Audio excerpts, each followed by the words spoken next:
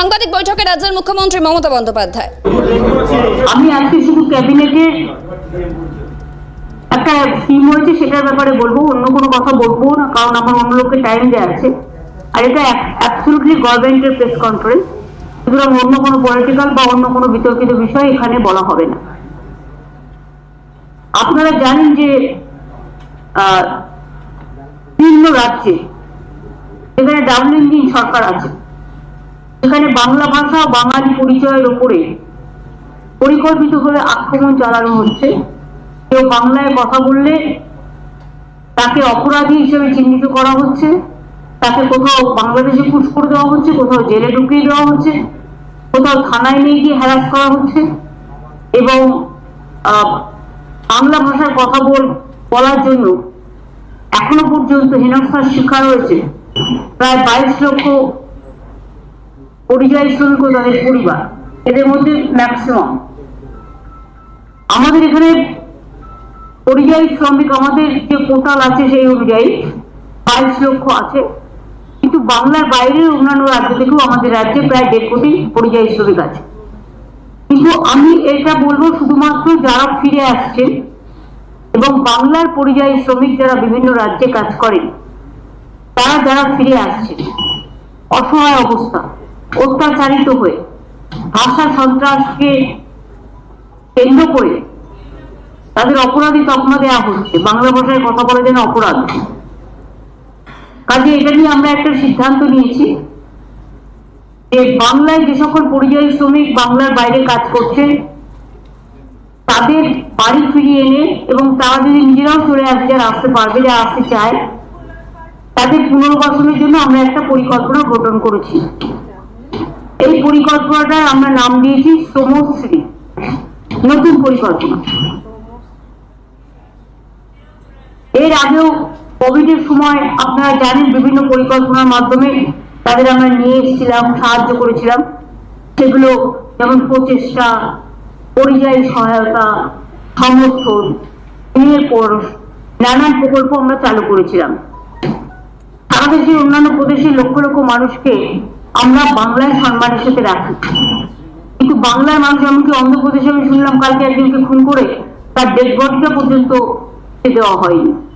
প্রতিদিন এই জিনিস চলছে সারা ভারতবর্ষ জুড়ে। শ্রমশ্রী প্রকল্প কেন করছি? তার কারণ হচ্ছে এই প্রকল্পের মূল উদ্দেশ্য পরিযায়ী শ্রমিকদের বাংলায় ফিরিয়ে আনা এবং তাদের জীবিকার জন্য, নিজের পায়ে দাঁড়ানোর জন্য সাহায্য করা। যারা ফিরে আসবেন এককালীন ভ্রমণ সহায়তা সহ আমরা 5,000 টাকা দেব। পুনর্বাসন ভাতা মানে আমরা ফিরে আসার পর 12 মাস মানে 1 বছর নতুন কাজের ব্যবস্থা না হওয়া অবধি প্রতি মাসে তাদের 5,000 টাকা করে দেওয়া হবে। লেবার ডিপার্টমেন্ট হচ্ছে এটার ব্যাপারে নোডাল ডিপার্টমেন্ট। আমাদের উৎকর্ষ বাংলা আছে, যেখানে স্কিল ট্রেনিং দেওয়া হয়। ফিরে আসা শ্রমিকদের মধ্যে আমরা দেখবো দক্ষতা কার কিভাবে আছে, এবং যদি দক্ষতা থাকে দরকার হলে আমরা তাদের আবার প্রশিক্ষণ দেবো, এই বিভিন্ন কাজে ইনভলভ করবো। এছাড়াও কর্মশ্রী প্রকল্প আমাদের আছে, এই শ্রমিকদেরও জব কার্ড দেওয়া হবে। কর্মশ্রী প্রকল্প যেটা 100 দিনের কাজ বন্ধ হওয়ার পরে আমরা চালু করেছি, মনে রাখবেন এর মধ্যেই আমরা 78 লক্ষ জব কার্ড হোল্ডারকে কাজ দিয়েছি এবং 91 কোটির বেশি ম্যান্ডেট তৈরি হয়েছে। রাজ্য সরকারের নিজের খরচায় 19,000 কোটি টাকা খরচ হয়েছে। এছাড়াও আমাদের এখানে সেলফ এমপ্লয়মেন্টে নানা রকম অনেক সহজে লোন দেওয়ার ব্যবস্থা আছে। যেমন মাইনরিটি ডেভেলপমেন্ট কর্পোরেশন সংখ্যালঘু ভাই বোনকে ব্যবসার জন্য লোন দেয়। SC ST OBC development corporation SC ST ওবিসিদের লোন দেয়। উদীয়মান স্বনির্ভর কর্মসংস্থান প্রকল্প লোন পাওয়া যায়। এই যোগগুলো তারা নিতে পারে। কেউ পরিযায়ী শ্রমিক আসলেই প্রথমে যে কাজটা আমরা করবো, তারাতে 5,000 টাকা দেবো, তাকে খাদ্যসাথী কার্ড বানিয়ে দেবো। এটা ডিএমদের বলা হয়েছে, বিডিওদেরও সমস্ত CS নিজে দায়িত্ব নিয়ে মনিটরিং করবে। এটা হাতে সঙ্গে সঙ্গে খাদ্যসাথী কার্ড, স্বাস্থ্যসাথী তার পরিবারের জন্য কার্ড, তাদের যদি নিজেদের বাড়ি থেকে ঠিক আছে, বাড়ি না থাকলে কমিউনিটি কিচেন সেন্টার, এবং তাদের ছেলে মেয়েরা অর্ধেক পড়াশোনা অবস্থায় বছরে ফিরে আসছে, সুতরাং তাদের স্থানীয় যে সমস্ত স্কুলগুলো আছে গভর্নমেন্টের, এইসব স্কুলগুলোতে ভর্তির ব্যবস্থা করে দেওয়া, যাতে বাচ্চাদের শিক্ষার কোনো প্রবলেম না হয়, ছেলে মেয়েদের পড়াশোনার সুবিধা এবং শিক্ষার ধারাবাহিকতা বজায় রাখার জন্য। এছাড়াও তারা অন্যান্য সরকারি প্রকল্প যেমন কন্যাশ্রী আছে, শিক্ষাশ্রী আছে, ঐক্যশ্রী আছে, মেধাশ্রীর মতো নানান স্কলারশিপের সুযোগ সুবিধাও পাবে। এই প্রকল্পের সুবিধা কারা পাবে? বাংলায় যে 22,40,000 পরিযায়ী শ্রমিক ভারতবর্ষের অন্যান্য রাজ্য এবং বিদেশে কাজ করছে, এবং যারা আমাদের পরিযায়ী শ্রমিক সংক্রান্ত যে পোর্টালে নাম নথিভুক্ত করেছে, তারা এই সমস্ত সুবিধা পাবেন। কিন্তু অনেকে আছে যারা হয়তো নাম নথিভুক্ত করেনি, তারা নথিভুক্ত করতে পারে। এটা অনলি বাংলার পরিযায়ী শ্রমিক যারা বাইরে আছে বা অন্যান্য রাজ্য থেকে কর্মসংস্থান হারিয়ে ফিরে আসছে, তাদের জন্য, তাদের নিজে পায়ে দাঁড়ানোর জন্য। এটা অন্যান্যরা যারা আছে তারা কিন্তু নয়, কারণ তারা তো কাজ করছে অলরেডি। এবং labour department total nodal department হিসেবে কাজ করবে এবং সর্বোপরি এটা সিএসসি কে মনিটরিং করবে। কিছুদিনের মধ্যেই যারা ফিরে এসছে, যাদের আমরা যোগাযোগ করে পরে বাংলাদেশে নিয়ে চলে গেছে, সেখান থেকে কোর্টে কেস করে বা অন্ধ্রপ্রদেশে বা ছত্তিশগড়ে বা হরিয়ানাতে বা দিল্লিতে বা রাজস্থানে বিভিন্ন জায়গায় অত্যাচারিত হয়েছে, তাদের কোর্টে কেস করে অনেককে আমরা ছাড়িয়ে নিয়েছি। এর মধ্যে আমাদের প্রায় 2730টা পরিবার আছে। এটাকে যদি আপনি 4-5 জন করেও এক একটা পরিবারের সংখ্যা অনুযায়ী যোগ করেন, তাহলে মোট 10,000-এর বেশি লোক কিন্তু আমরা নিয়ে এসেছি অলরেডি।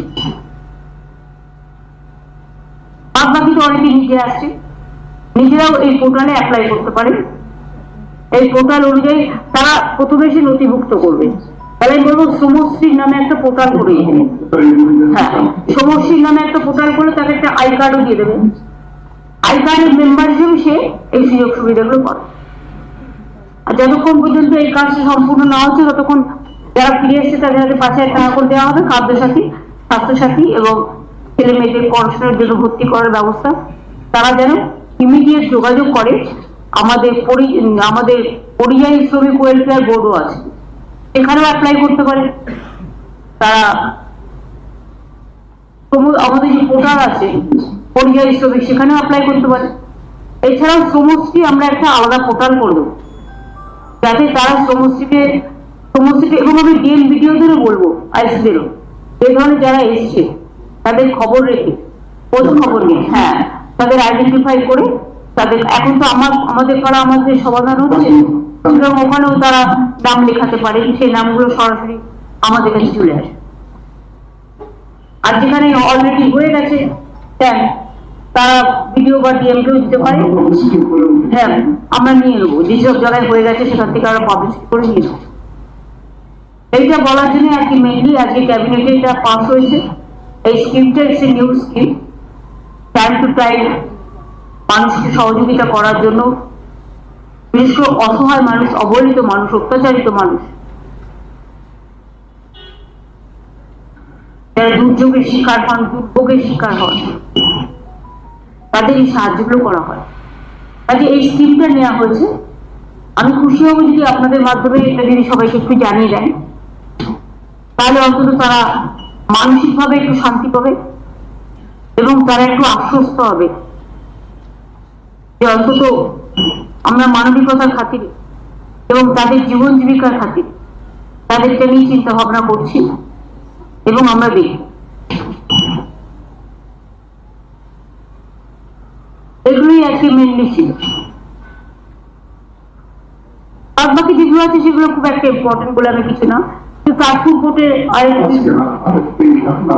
আরেকটি নতুন করে হয়েছে, ওটাও ক্যাবিনেটে এসছে।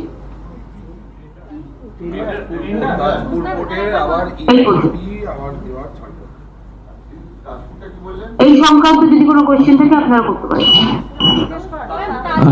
দিদি তাজপুর পোর্টের বিষয়টা একটু যদি ক্লিয়ার করেন খুব ভালো হয়। কারণ বললাম তো আর ইয়ে বলে দেবে। আমরা আপনারা জানেন আগে ক্যাবিনেট অ্যাপ্রুভ করেছিল কি আমরা আবার রিভিট করব তাজপুর পোর্টের ডেভেলপমেন্ট জন্য। তো আজকে ক্যাবিনেট যে নতুন আরএফপি যেটা আমরা ফ্লোট করব এটাকে ইন প্রিন্সিপাল অনুমোদন দিয়েছে যাতে আমরা রিভিট করার প্রসেস শুরু করতে পারি। এখন আমরা আজকে ক্যাবিনেট অ্যাপ্রুভাল হওয়ার পরে আমরা এখন ফ্লোট করব, আরএফপি ফ্লোট করব, তারপরে যে প্রসেস থাকে সেই হিসাবে ওটাকে এগিয়ে নিয়ে যাবো। এটাতে কি নতুন কোনো কন্ডিশনস কিছু আসবে আগের বারের থেকে? প্লিজ এটা আপনার জানা তো এখতিয়ার নয়, is absolutely technical matter, CS বলে দিয়েছেন।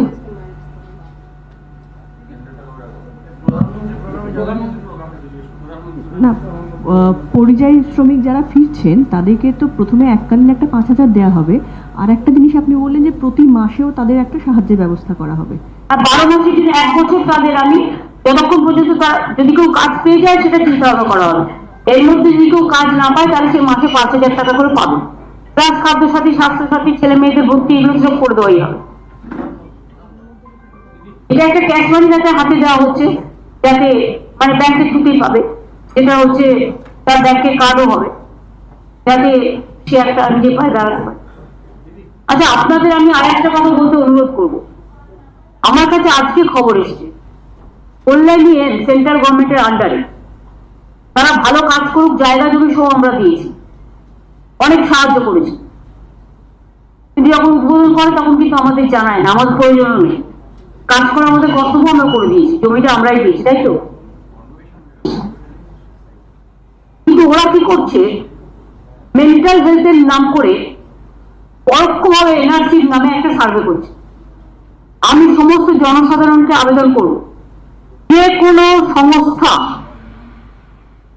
যদি আপনাদের কাছে কোনো বাড়িতে কোনো ব্যাপারে সার্ভে করতে যায় তাহলে আপনারা স্টেট গভর্নমেন্টের কাছে কোয়ারি করে জেনে নেবেন।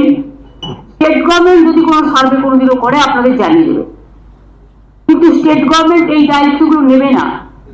মেন্টাল হেলথ কটা থাকে, মেন্টাল হেলথের নাম করে পারিবারিক সার্ভে করে একটা পার্টি হয়ে কাজ করা, ডাইরেক্ট পার্টি হয়ে করুক না, লোক নেই বলে বিভিন্ন এজেন্সির মাধ্যমে। আর এমসকে আমি বলবো আপনারা ভালো করে কাজ করুন, রোগীদের সুস্থ করুন। আমরা আপনাদের অনেক সাহায্য করেছি, আগামী দিনেও করবো, কিন্তু দয়া করে এই খেলাটা খেলবেন না। স্টেট গভর্নমেন্টের নিজের মেন্টাল হেলথ ডিপার্টমেন্ট আছে, এটা স্টেট গভর্নমেন্ট করে, এটা আপনার কাজ নয়।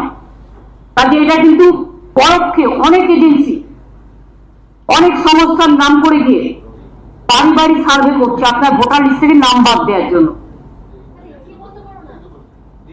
কাজে সজাগ থাকুন, সতর্ক থাকুন, কাউকে কোনো ডিটেলস দেবেন না, একমাত্র স্টেট গভর্নমেন্টের অফিসিয়াল লোক ছাড়া।